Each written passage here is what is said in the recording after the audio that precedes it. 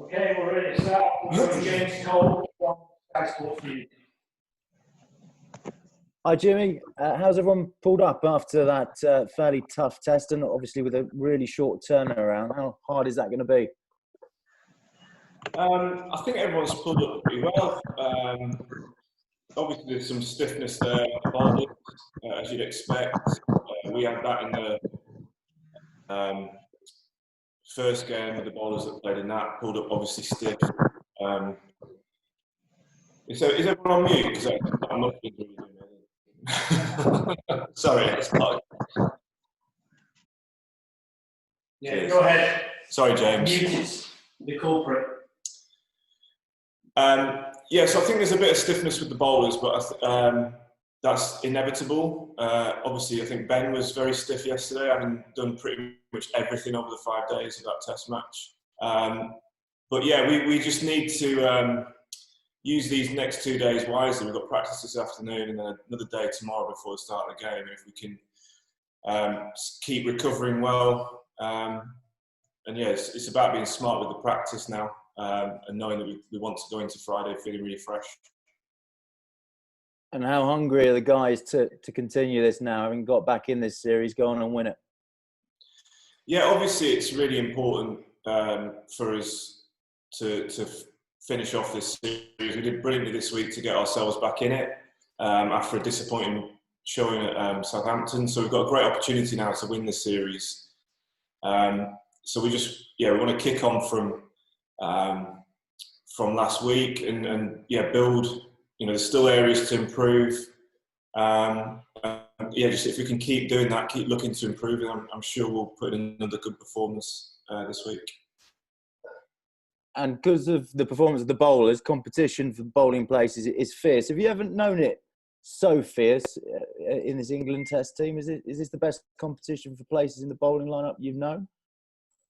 Probably is, yeah. I think for one reason or another, usually you don't have everyone fit or available for selection. So to have as many bowlers as we do available for selection and bowling well, as it obviously is important too. So it's healthy competition, but obviously there's going to be some disappointed guys this week.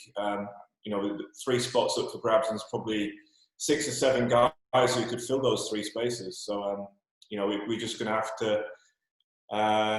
It's a good position to be in because obviously it shows that we've got strength in depth. But I'm sure now we're in a position where we can, having rested guys and guys playing this week, we can now pick our best 3 going into this game wanting to win it. So I presume the best 3 bowlers are going to play. And that could be Jofra Archer. He's been quite forthright in his newspaper column today. How is he, and what sort of frame of mind is he in? Is he in the right frame of mind, do you think, to play on Friday? Well, we've not seen much of him because he's obviously been in isolation for a few days. But I'm sure he'll want to play in this game, I'm sure. With it such a crucial game, the series resting on it, knowing him as I do, I'm sure he'll want to play in it. Obviously, he said about his frame of mind, and that's something that over the next 2 days that he's going to have to sit down with the captain and coach and figure out if he's in the right place to play.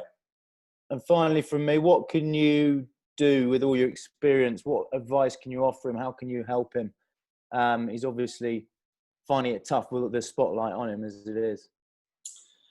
Yeah, well, I think that can be. It's always something that can be difficult for guys coming into the international setup because I think the scrutiny is very different. You do feel more under the spotlight, and it's just finding coping methods, I think, for that. Finding ways of dealing with the extra attention. I was fortunate when I came into the England team. There was no social media, believe it or not, back then. But the ways that people can get their opinions out there, it's quite visible. So it's just finding methods as a player to deal with that. And I think using the team around him as well. So whether that's family, friends, management, and obviously the players and coaches here, I think it's important that everyone does that, not just Jofra. Thanks, James. We'll go with John Etheridge, please. Hi, Jim. You were rested for the previous match, and Stuart was dropped the first test. I wonder what the difference was.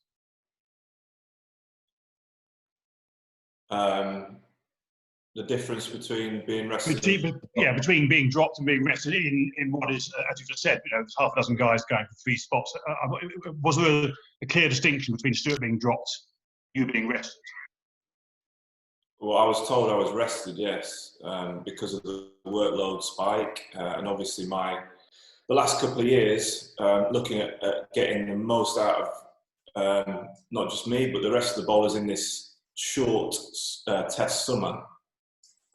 We thought that was the best way of doing it, was to rest the last game. Obviously, Mark Wood rested as well. I'd say the difference, John, is that we didn't play any cricket before that first game, so it was quite clear that it was a selection. And have you had any indication whether you'll play on Friday? No. We've got two practice days now, and I'm sure that it's going to be a difficult decision for Joe and Chris. And there will be some disappointed guys, so I don't think anyone's expecting to play. I don't think anyone thinks that they are nailed on in the team. We've just got to work hard over the next couple of days and hope that we get the nod from the captain and coach on Friday. Yeah, I mean, Stuart and yourself have pretty much opened the bowling for England for 10 years, really. Are those days gone? Is it the automatic case of Anderson and Broad taking the new ball? Are those days in the past now, do you think, or not?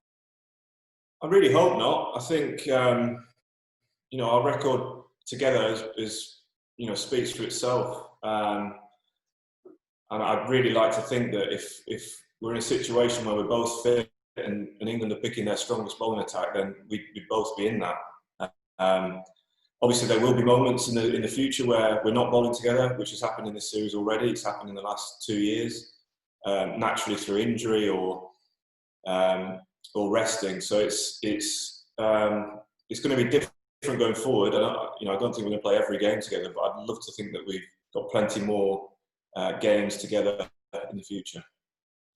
So for a must-win test, like on Friday, when, as you just said, you're going to pick the strongest team, hopefully, you would like to think that yourself and Stuart would be in that 11. Well, yeah. I mean, you always want to be in that best team. Yeah, that's all I've ever tried to do, and same with Stuart. All we've tried to do is work hard, so we're bowling well enough to be at the forefront of the captain and coach's mind when they're picking that team. We want to be the first 2 names on the team sheet, but that's all we can do is keep working hard, keep taking wickets. As Stuart did this week, he bowled brilliantly, especially after the disappointment of not playing at Southampton. So. All we can do is keep working hard and hope that we get picked. Thanks, John. David Charles, please. Hi, Jimmy. Just a little bit building on what John says. Obviously you were arrested, but a bowler with your record, is it easy to accept not playing? I think I can deal with it a lot better now than a few years ago. I think. Looking at the bigger picture, I want to be around when we go to Australia for the next Ashes. So I think to be able to do that, we've probably got to do things slightly differently. Certainly I have to do things slightly differently, and it might mean missing the odd game here and there to make sure that I'm in the best possible situation. I guess, I want to keep bowling and keep my form. I also want to look after my body as much as I can as well. So I might have to do things a little bit differently going forward. But I'm a bit more open to it now than I was, say, 10 years ago. Would you be open to playing back-to-back or whatever it is, test? Do you think your body is still capable of being able to do that? Yeah, absolutely. I think, the difference this sort of series is that we've had no cricket coming into it. We've had absolutely no preparation. We had a 3-day game amongst ourselves, which isn't really preparation for a 6-match, almost a 6-match test series, pretty much on the time frame we've got this summer. So I think it's just, we're working really hard with the medical team and the coaches to make sure we're managed, each and every one of us. It's not just myself and Stuart. We've got 6 or 7 world-class bowlers in this group. So we're making sure that everyone's in the right place, the right frame of mind to, if they're called upon, to go out there and bowl the best for England. Okay, can we take it to one question each now going forward? Sam Ellard and then Andrew Miller, please. Hey, Jimmy. Just a question on Ben Stokes. He seems to be getting better and better and better and better. I was just wondering where he sort of, you played with some great cricketers. Where does he rank for you among the best cricketers that you've played with for England? And also, just how high is the ceiling for Ben? How good can he be and how good can he get? I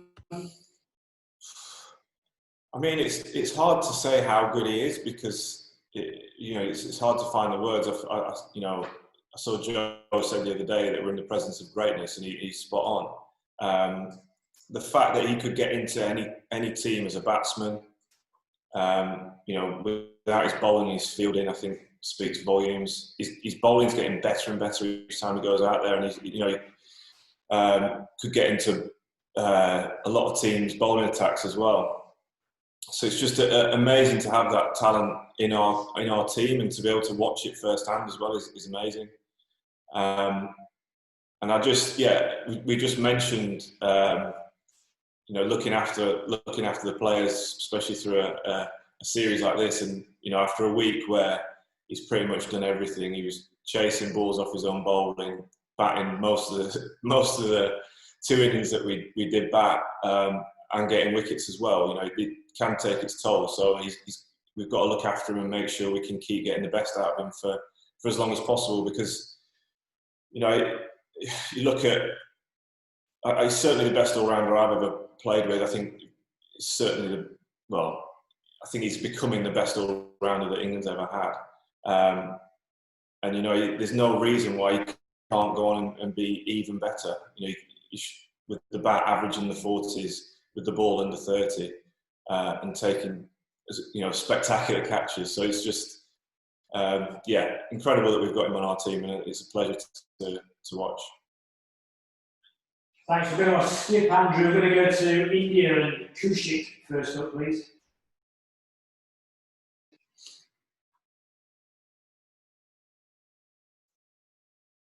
Kushik.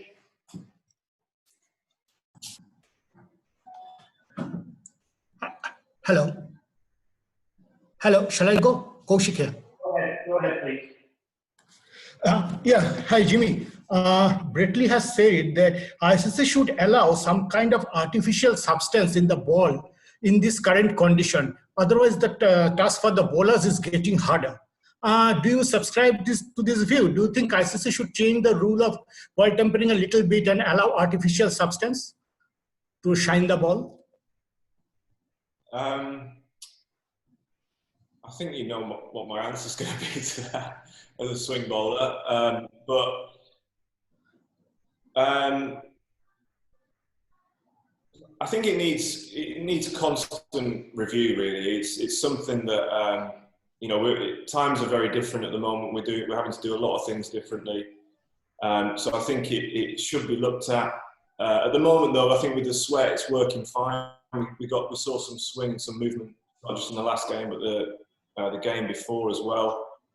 So at the moment, it's working okay, but I think it does just need to keep an eye on in case if it gets too favourable for the batsman. I think we should definitely look at it. Thank you. Thank you. One more from Irani, please. Yeah. Hi, Jimmy. Right. Jimmy, so in these conditions with the new regulations, do bowlers have to alter their line and length? Does pace and hit the deck kind of bowling become more important in this kind of situations? No, I think a good line and length is a good line and length whether the ball's swinging or not. I think we saw in the last game that we didn't have express pace in our bowling attack. We had guys that bowled between 80 and 85 miles an hour, but they were accurate and they were consistent, and they bowled brilliantly and got wickets. So I don't think it's a case of needing out and out pace. Obviously it helps. I think it's good to have that option. But at the end of the day, I think skill is just as important. Thanks. Okay, I think we're done. Will, do you want to ask a question? Go ahead.